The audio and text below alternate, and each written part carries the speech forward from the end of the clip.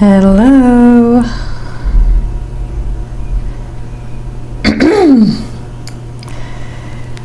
Welcome. Good morning, good afternoon, good evening.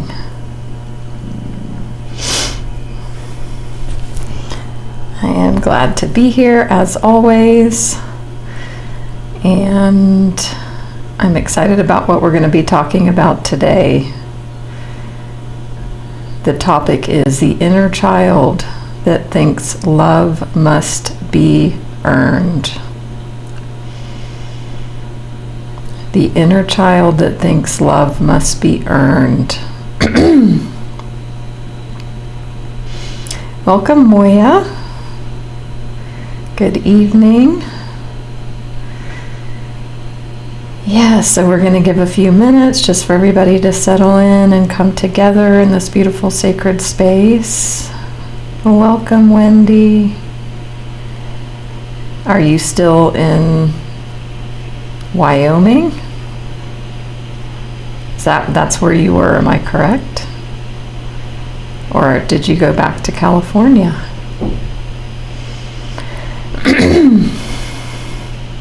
Okay, it seems like you were gone a while from what I remember, so hope all is well in Los Angeles for you.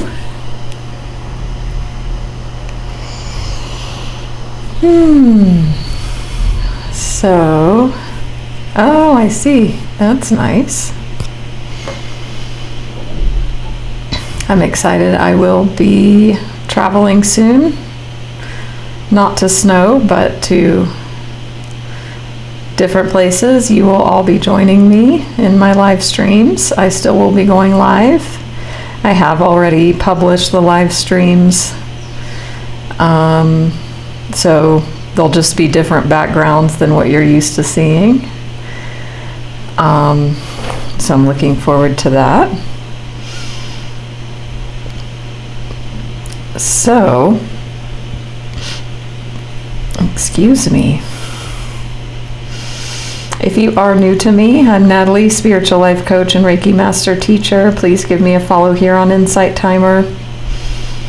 And you can also RSVP to my upcoming lives, which I will post my next one after this that's coming up, which is going to be on Sunday morning, our card reading that we have often. So on Sunday morning, we'll be doing cards, we'll be doing Reiki and ancestral clearing at 10:20 a.m. Eastern. Welcome, Katrina. Yes, so today our talk, where did my screen go?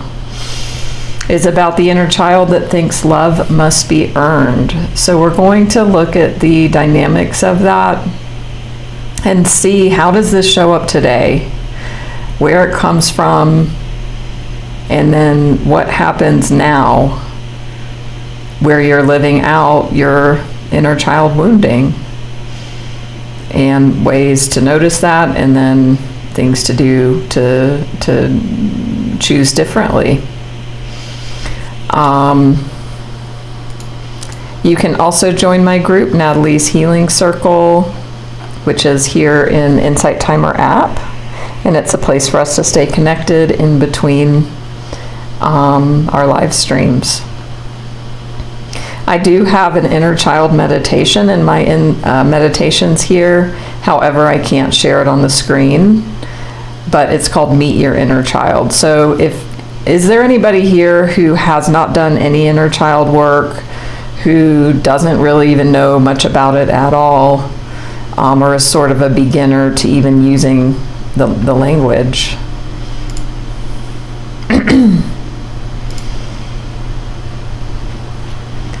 And if so, my Meet Your Inner Child meditation would be perfect.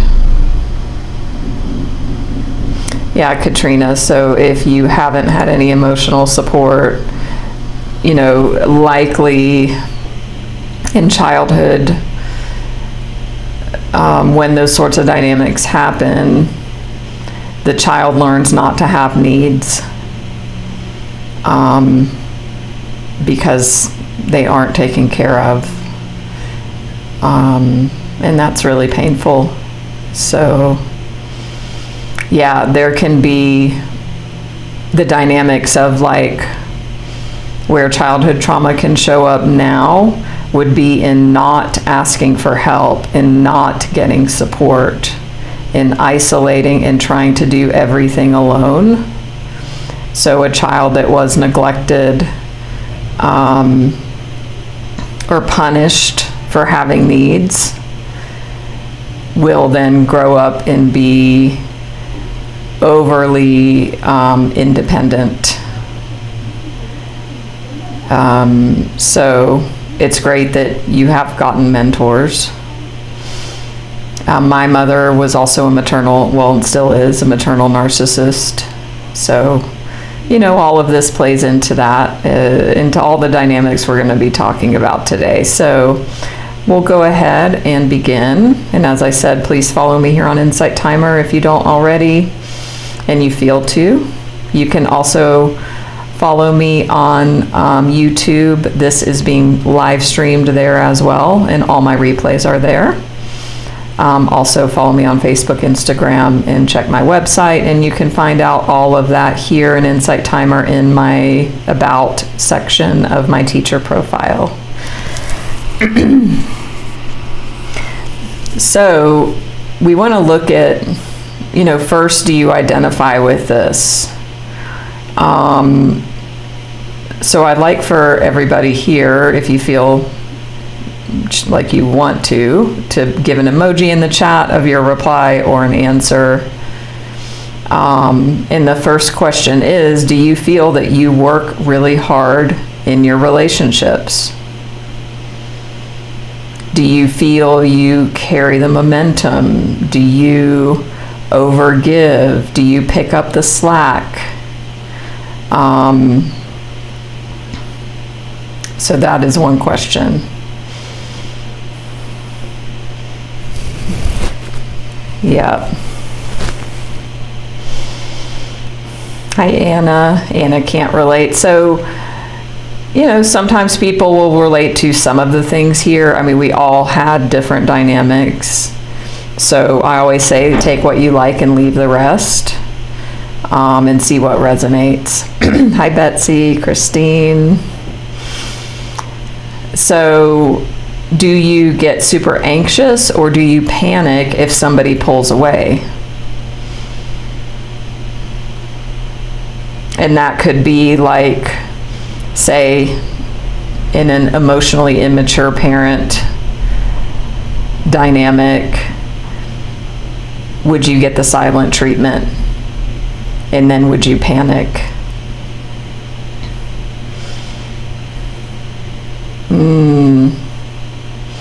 And I just want to say to everybody here, like a blanket, compassionate, I'm sorry for the things that have happened to you. You know, this stuff isn't easy. And the good news is you're here, you're doing something about it, you know, you're on your journey. If you found this live stream, if you're in Insight Timer, and I'm sorry for what happened to you. And nobody deserves suffering. Christine, anxious and then turns avoidant. So yeah, you're already ahead of the game in the attachment styles that we're looking at that, but we're kind of coming into it from a different way to kind of look at where it comes from first. So if whoever you're connected with, and again, this can be romantic, yes, and also it can be otherwise. If you feel a connection getting shaky, do you start giving more? Do you immediately wonder, what did I do wrong? What's wrong with me? Do you blame yourself for everything in a connection? So I have a close friend who recently had a very terrible breakup with their fiance, who just totally dumped them out of the blue. They were talking about setting a date for the wedding, and the next day it was a very abrupt breakup. And I was supporting them and being with them that day because they were not good. And I saw this person saying, "What did I do wrong?" And they were analyzing their behavior, trying to figure out what they did to create the person leaving. Hey Karen, welcome. Totally, Katrina, I agree. So, the good thing was I was able to stand for them in that moment because I've done that myself, so I could see it. And the thing is, if we say, "What did I do wrong?" that means we have control over the situation, or we feel like we can have control. Well, if it's something I did, then there's something I can do to fix or change it.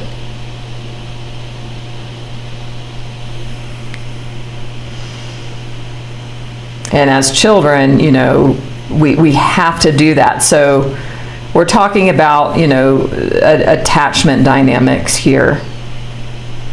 A child must feel secure with their caregivers in order to grow up secure. And the thing is, if something happens in the child's life where the parent acted less than loving,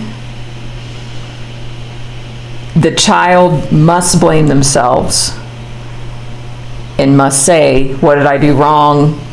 This must be about me. I'm defective. There's something wrong with me," because the attachment to that caregiver is life and death.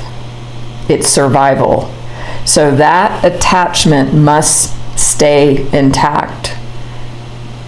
So the child cannot, it's impossible for them to be like, "They're wrong." Because if a child does that, then it's like, "Oh my God, my world falls apart." Because our caregivers are God. They're everything. We rely on them for absolutely everything. So that attachment must stay intact. So the only option left is that the child blames themselves. So this is the very, very basic building block of where this all goes wrong. And it all comes down to survival, like instinct, and, humans must survive. And the child must rely on the caregiver in order to do that. A child will have a very difficult time in the world and may not survive if they aren't taken care of physically. So, you may have learned early on, part of you may have learned that love had to be earned. So how many of you can relate to this? I have to perform. So if you, like unconditional love, which is what optimally occurs in a healthy dynamic, which most people don't receive, would just be, it would be unconditional. The parent, and then later on in adult relationships, the romantic partner, or even in a friendship, people being in reciprocal relationships.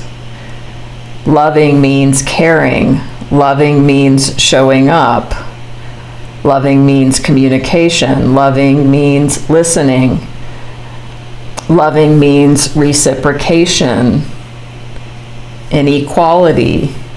Loving means there's investment on both sides. But if you have this wound, then it becomes about trying to secure the love with proving, overgiving, fixing, performing, acting, earning, trying to earn your worth or your value, or prove your value and your worth by what you do and who you are. And especially in romance, and that can come out sexually. And I'd say more so, the woman being in a traditional, dynamic, that the woman will do more to please and perform for the man,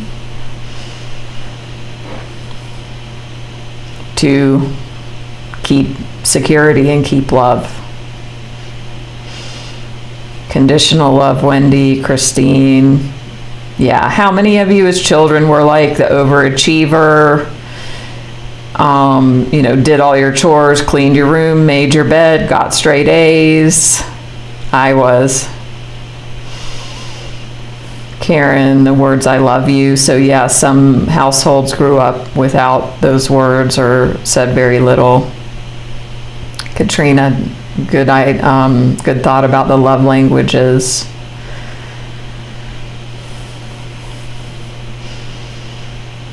So it's good for you. So this is, it's like we're looking at where this comes from, and then we're looking at how it manifests today in your life, if it does.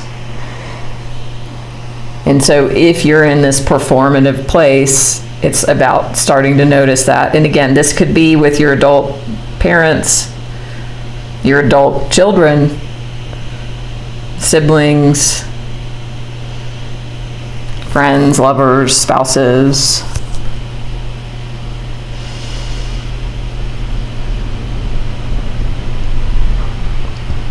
And this too, is the root of codependency as well. And this becomes exhausting, to constantly trying to earn love and approval instead of just allowing yourself to just be. You don't have to overgive. You don't always have to bring something to be of value. I have one of my coaching clients who often will bring gifts to people. And I'm not saying there's anything wrong with that.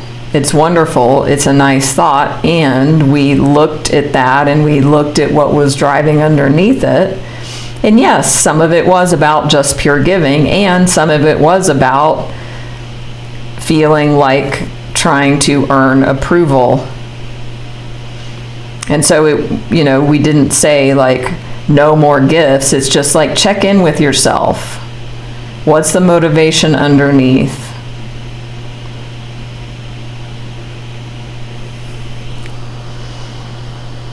So of course a child isn't thinking about attachment wounds.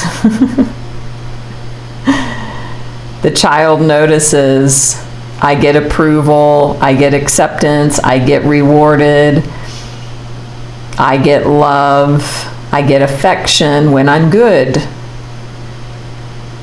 when I don't upset anyone, when I perform, when I don't need too much, when I take care of others. How many of you can relate to those? I know, so I have two younger sisters, and the middle one, she's only like 3 years younger, so this didn't happen with her, but my youngest sister is 8 years younger, so I was 8 when she was born. And I felt like I was her mother at 8 years old. I totally took on this role of really taking care of her needs, feeding and diapers and just whatever things you do for a baby.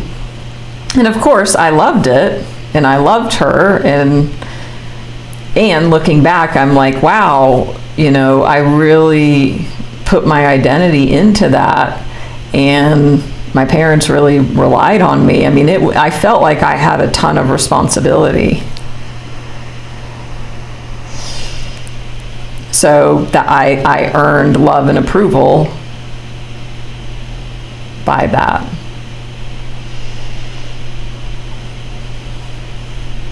So it's not just I'm loved because I exist. It's I am loved, and this is how I keep it.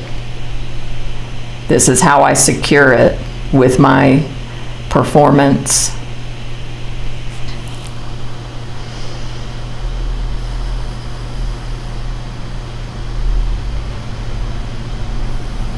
So there's two ways like we can notice this in ourselves, and we've gone into that a bit already, of like what happens on the inside of you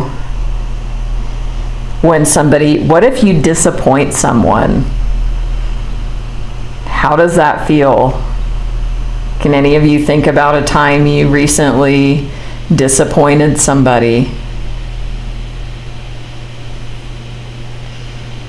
Or somebody got angry with you or upset with you? Or maybe gave you the silent treatment, or they got distant, or they got quiet, or they pulled away. What happens inside of your body when that occurs?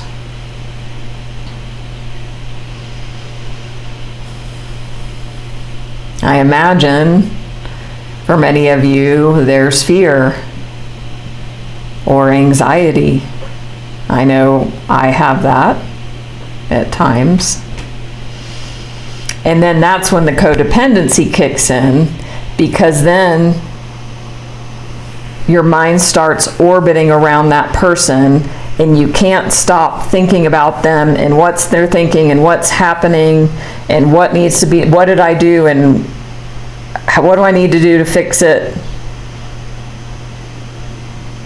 And when your thoughts are totally consumed into somebody else, there's nobody here. There is nobody in your body. There is nobody in your mind for yourself.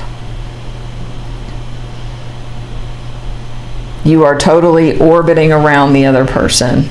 How many of you can relate to that? It guts you, Christine. Katrina, Betsy. Yeah, and we're all cycle breakers here. I'm glad you brought that word in. Because in order to be in on this conversation, you're a cycle breaker. And it's not, it's not easy. And I see it as the evolution of consciousness and of humanity. And the more and more of us wake up and are cycle breakers, we don't pass it on, and things change. So this also shows up as self-doubt, indecision, overthinking, as I said. It might feel urgent. This is one where it's really interesting how this shows up in urgency. I want you to think about your relationship with messaging and texting. What is your texting communication style? If you all can relate to this topic here today and the things that are said, I'm going to guess that most of you are pretty responsive texters. Am I right?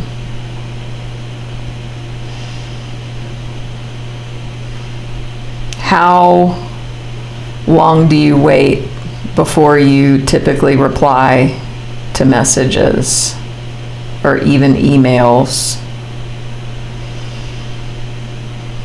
Because this is another place where this dynamic will show up.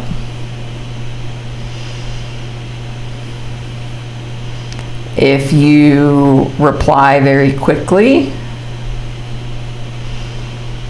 this is about your nervous system. So you might think other things, like But I want you to slow down on this and moving forward in the coming days, notice. And maybe I've done this with some of my coaching clients as well, where I will give them a homework or to run an experiment of not replying within a certain time frame and see how that feels. So this might be something for you to experiment with. Christine replies immediately, Wendy pretty quickly. Just maybe go like maybe double even the length of time you normally would.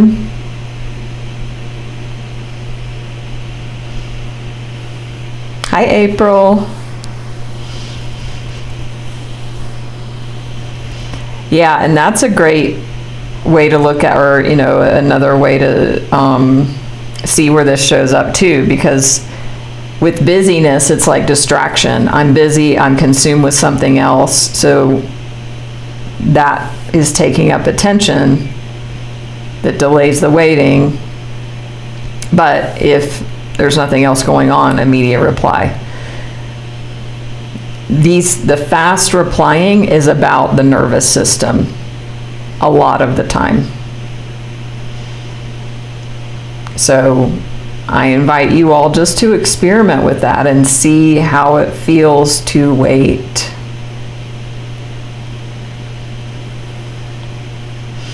So those are some internal ways that all of this shows up, like how you can feel it on the inside or experience this on the inside.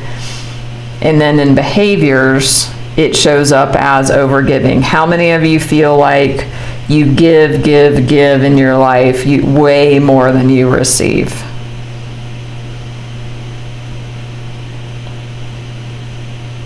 Like my client who always brought gifts everywhere.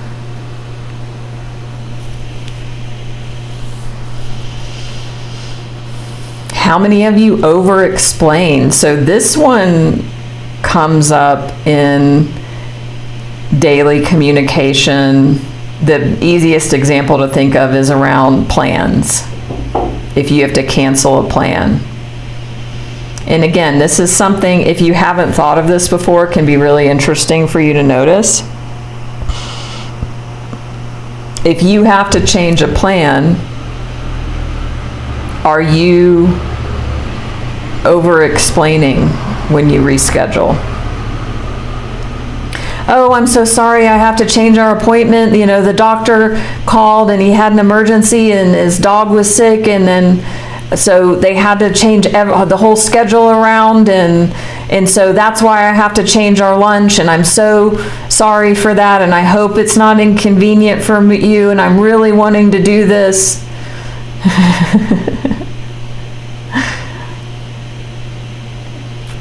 And this is, we're not saying all this to make anybody wrong or shaming or nothing.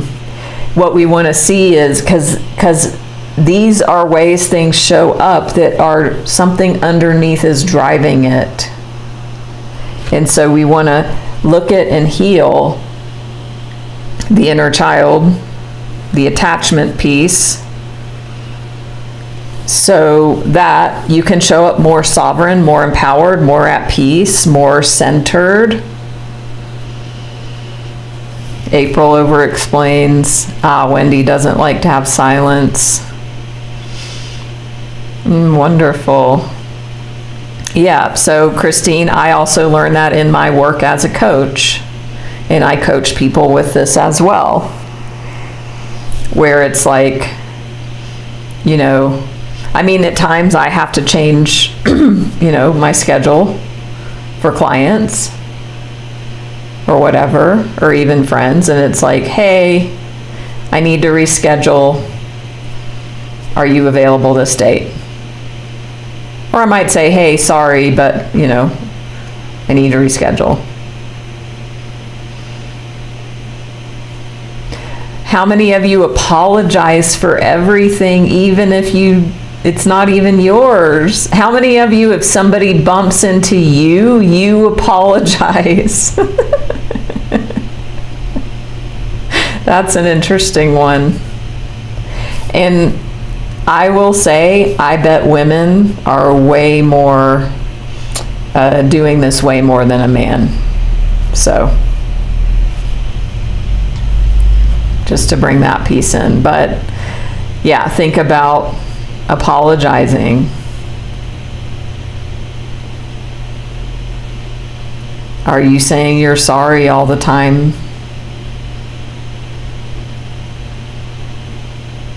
In a conversation? Or even if you have to change plans, I'm sorry, but I need to change, blah, blah, blah, blah, I'm so sorry.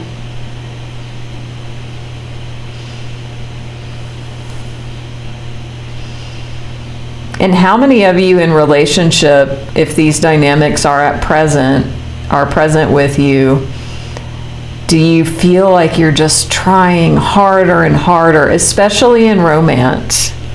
If you're in a dysfunctional relationship and you feel like the connection's slipping away or the person pulling away, do you try harder? Do you give more? Do you try to be more and more for them and try to be everything for them?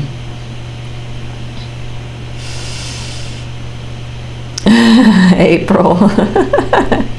I mean, the sorry when somebody runs it's like second nature. And it would be interesting to see, is that more of a woman than a man thing? J.E. Hi, J.E. Apologizing, Karen, when it's not your fault. Totally. I had a very stressful interaction with my mother. It's been 7 years now, but I still remember it because I'm barely around her because of my lifestyle. So, and it was a very toxic dynamic and conversation. She blamed me, and it turned into like a meltdown. And I remember I went into the conversation pretty grounded, and I was just like, I'm being presence, I'm being present, just trying to stay in my body, and then I kept reminding myself, like, I didn't do anything wrong. And then I remember she said, don't use all your spiritual psychology stuff with me. And for some reason, like, that shook me. And then I caved, and I was just like, I'm sorry. I just started apologizing like crazy because my nervous system was freaked the fuck out. And I felt like apologizing would make things better and would make the whole thing end quicker and resolve things. And then I just felt like I did something wrong. I mean, I was like I was 5 years old again. Hi, Dreisel. Welcome.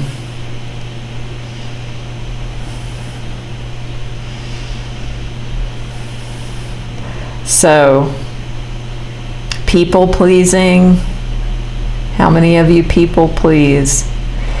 And what's interesting about people pleasing, you're not actually caring about the other person's needs.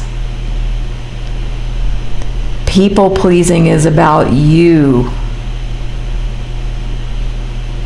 And that can be a hard one to get your head around if you've not heard that before. And again, I invite you moving forward to notice when you want to people please. Look at that. Is it really about them? I think you'll find that it's more about yourself.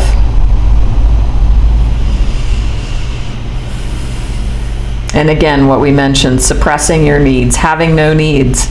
How many of you, especially in a romantic relationship, you'll have no preferences, you'll have no opinions, Where do you want to eat? Oh, wherever you want to eat. What do you want to do? Oh, whatever you want to do. How many of you have changed your interests with each partner you've had?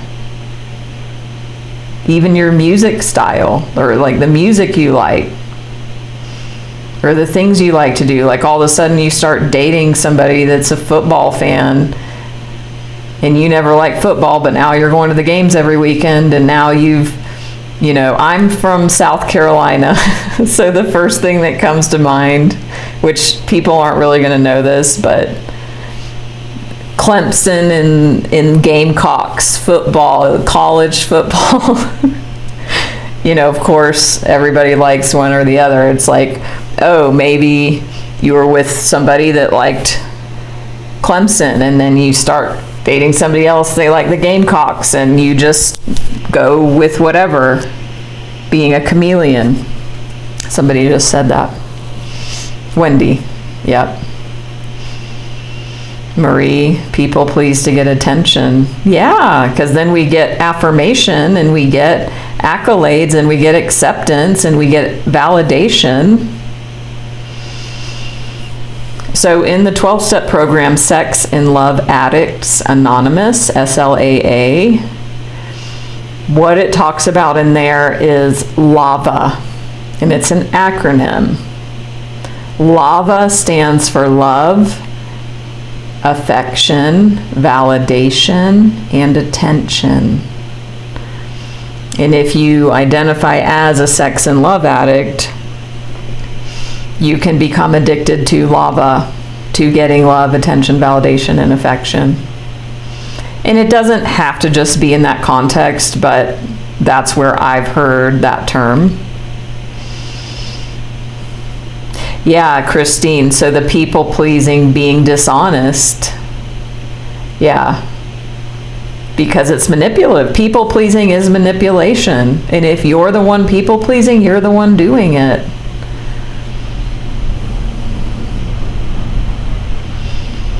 And so this all the internal stuff, all the external behaviors, it all starts coming out when there's uncertainty in the connection. Because all of this is a strategy. These are all strategies.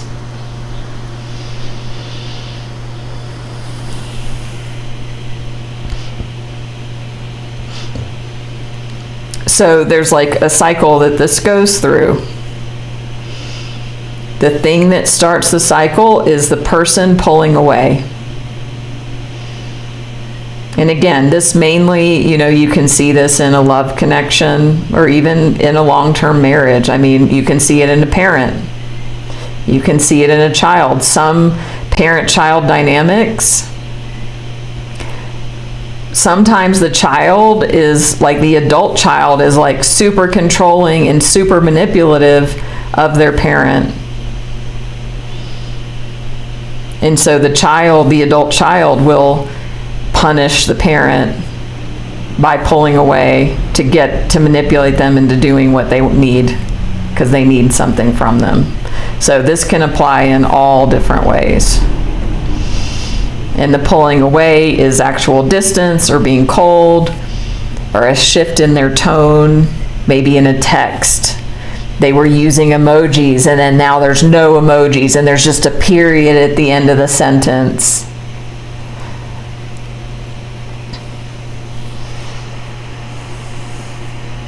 And then that triggers your nervous system. And this all happens subconsciously. That's why we're talking about it, so you can start noticing. You'll know something's wrong, but it's just this, it's been practiced for so long. And then there's fear. I may lose love. I may lose this connection. Then you go to self-blame. What did I do wrong? How can I fix it? Because those are things that we can do so that we feel like we have control. Again, if it's only that the other person quote, did something wrong, then that means there's nothing that we could do. But we can't accept that, because then that means there's nothing we can do. So when we go into analyzing, what did I do wrong? I shouldn't have done this. I should have said this. I shouldn't have said this. How can I fix it? What can I people please? Can I overgive? Can I perform? Then that's your way of feeling like you're in control. So then you give more, then you over-explain all of the things, apologize, perform, abandon yourself to bridge that connection back together. And when you come back together, you feel relief. How many of you can relate to it? Just feels dis-ease in your body when that connection is severed or distant? And like even the texting, if you text immediately and if you do the experiment and it just feels uncomfortable that you haven't answered the text, same thing. You sending the text relieves your body and your nervous system. That bridges that connection back. So same thing, with the connection. You overgive, you people please, you over apologize, whatever. The connection becomes closer again. You feel okay again. You feel relief in your body. You feel a release of tension. And so that reinforces the whole cycle, and then it's like, this is how I keep love, this is how I keep connection, this is how I keep a friendship. And then something happens again, the person pulls away, the whole thing happens again.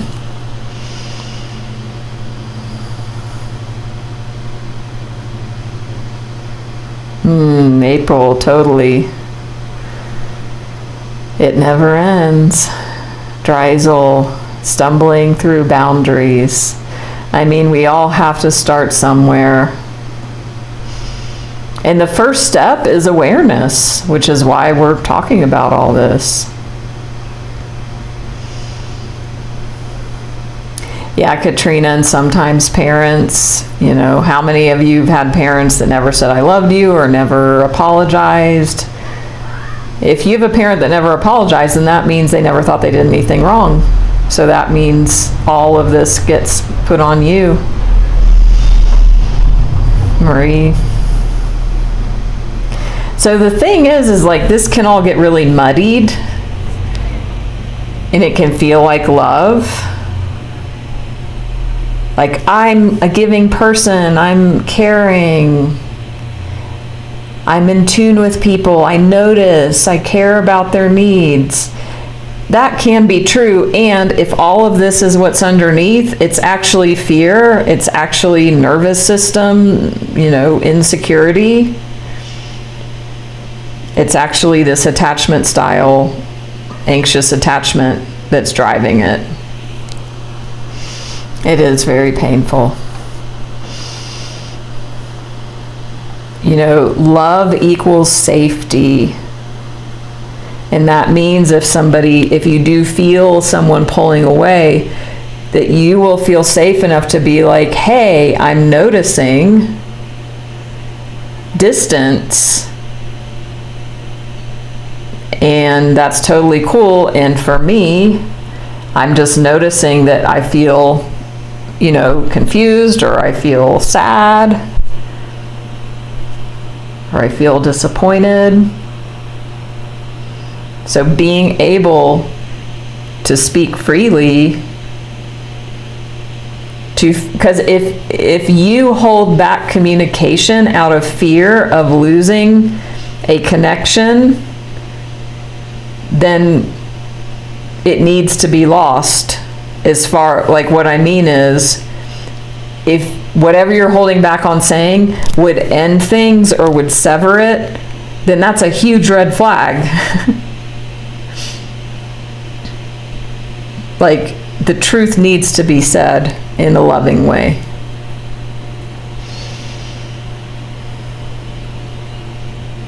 So if you were to stop trying, would you still be loved? If you were to disappoint someone, I've said this before, adults can handle disappointment.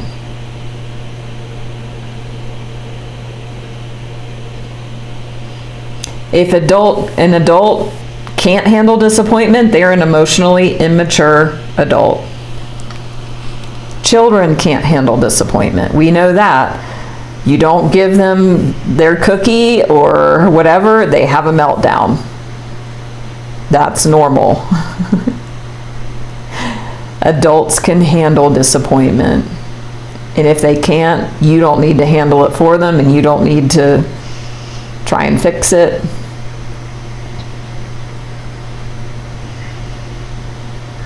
The delivery system, I like that. Well, Dreisel and anyone else, I have a communication, it's called the conscious communication model.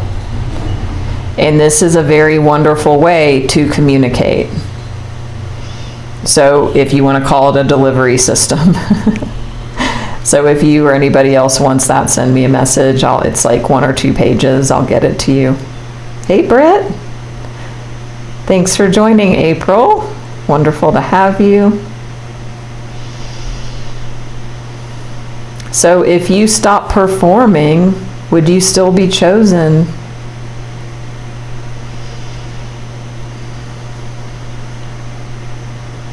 And wonderful, Dreisel. It's such a challenging practice to start setting boundaries, start standing up for ourselves, start speaking.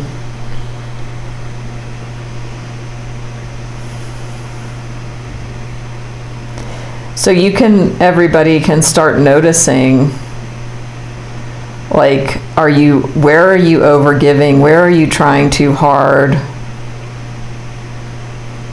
Are you being driven by fear? Hey, Kemi, nice to see you. Thank you, April, for the donation. If you feel like you're constantly overgiving, grasping, if you feel like you're the one in the relationship always bridging the gap,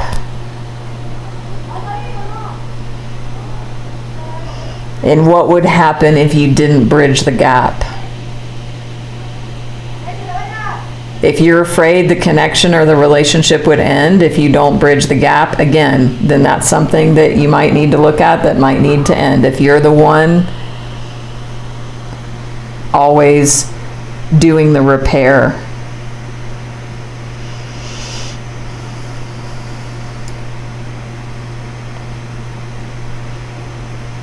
Because that is all of this is a form of self-abandonment. And it's not to say that to shame and make ourselves wrong. It's just about noticing, because all of this is putting everyone else and their needs before your own, which is what we learned as children when we did not have a secure attachment style. So there we go, full circle.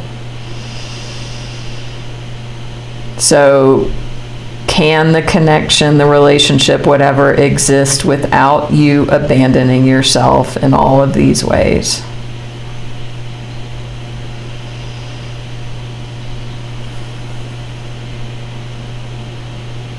You are never supposed to perform your way into being worthy of love. And you know what's interesting is, I was the oldest child. I was an overachiever. My mom gave me a scrapbook when I was 7 or 8 for my birthday. I was a sports superstar. And we started putting all my newspaper clippings in it, which is wonderful. It was great. My parents put a lot of effort and time into me doing sports, and I was very naturally gifted. And it's hard not to feel like you must perform in order to earn love. Christine, great question about expectations. The higher the level of expectation, the higher the level of disappointment. So the distinction here, Christine, it's a great question, is about standards. Standards are for me. What are my standards on what I will accept? So that distinction can help you, that if you have your standards, if somebody's not living up to your standards, then maybe they're not a connection for you. We don't lower our standards for connection.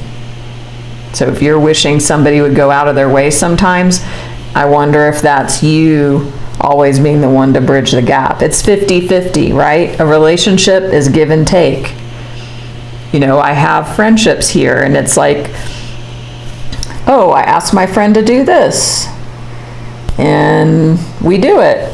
And then she asks me, and then I ask her. And it doesn't mean that it's like exact rigid, but generally, you know, that's a healthy connection where both people are reciprocating. If I'm in a friendship, we'll just say, because that was a friend I was talking about, and I'm always the one, hey, do you want to do this? Hey, what about this? And they never invite me anywhere, or they never reach out to me, that's not reciprocal.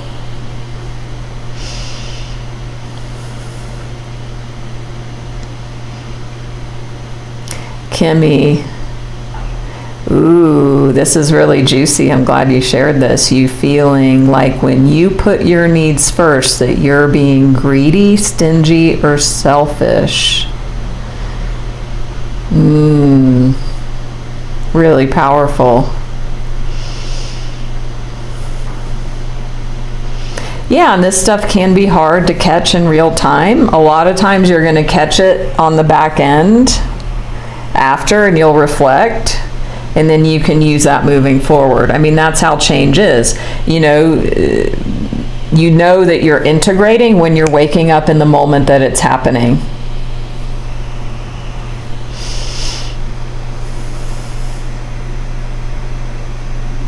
Wow, oh my gosh. Amazing, Dreisel. 11th anniversary today of your engagement. Congratulations. This sounds really exciting. I can't wait to hear more.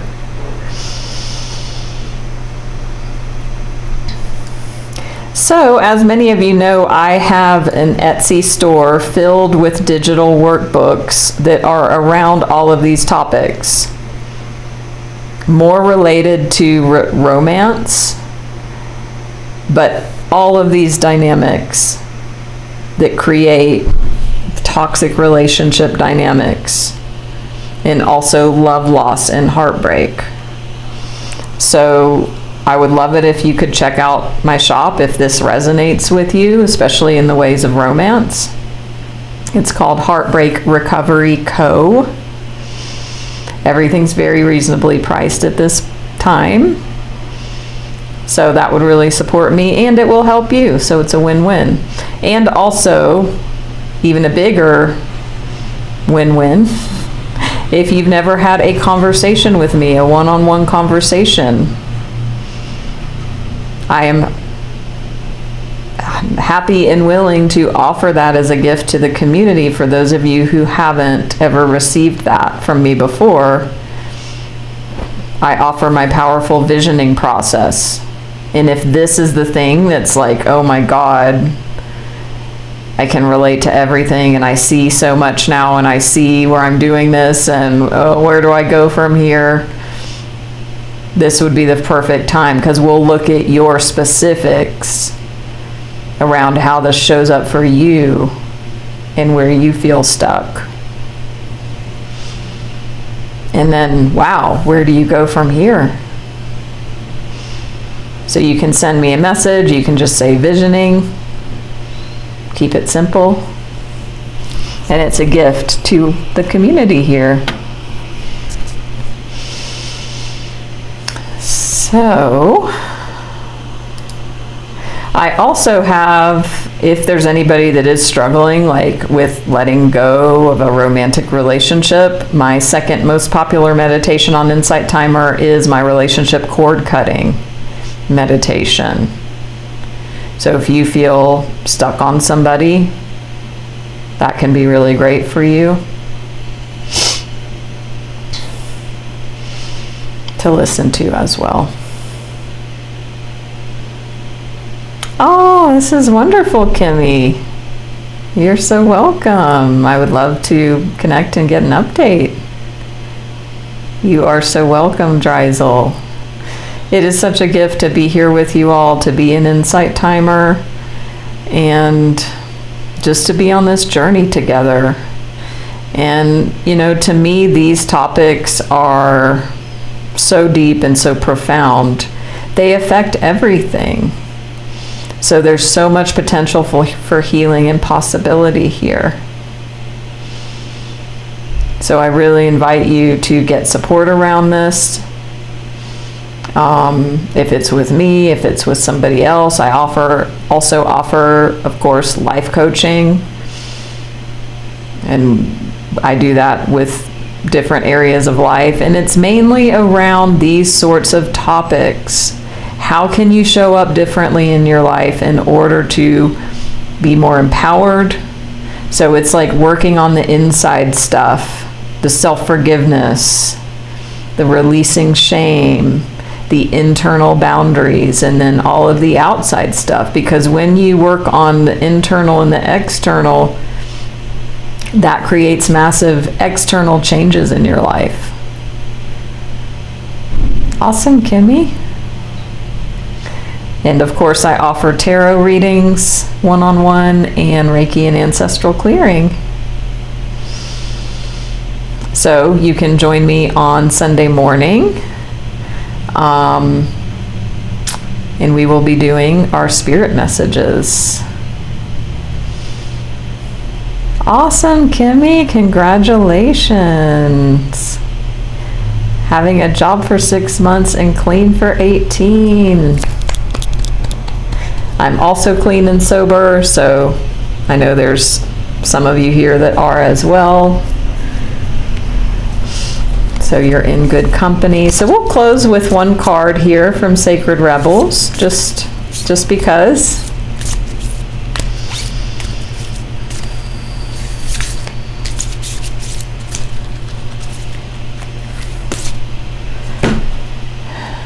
Ooh, power of attraction. Look at that. All about two people in relationship. Of course, I think most of these cards have one person on them. This might be one of the only cards that has two people on it. Everyone's a mirror. We are all mirrors of each other. We are all mirrors for the stuff that's unhealed within us. And we project and we see all of that in the other person. So they are just a mirror pointing to what's coming up and ready to be healed within you. And of course, you can attract, you can create with your energy what you want in your life, in these relationships. You can look at your self-talk. You can look at, what do you think you deserve in relationship? That might be why you've attracted and created the types of relationships you have.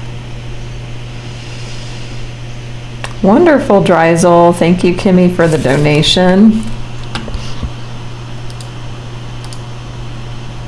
If anybody else cares to, you can give a donation here, or there's other ways to do that as well if you feel called. It does help me to continue all of this with you, to be able to serve in the community. So I'm very grateful, and I thank you all so much. And I will see you Sunday morning in the Western Hemisphere, 10:20 a.m. Eastern Time. Namaste and much love.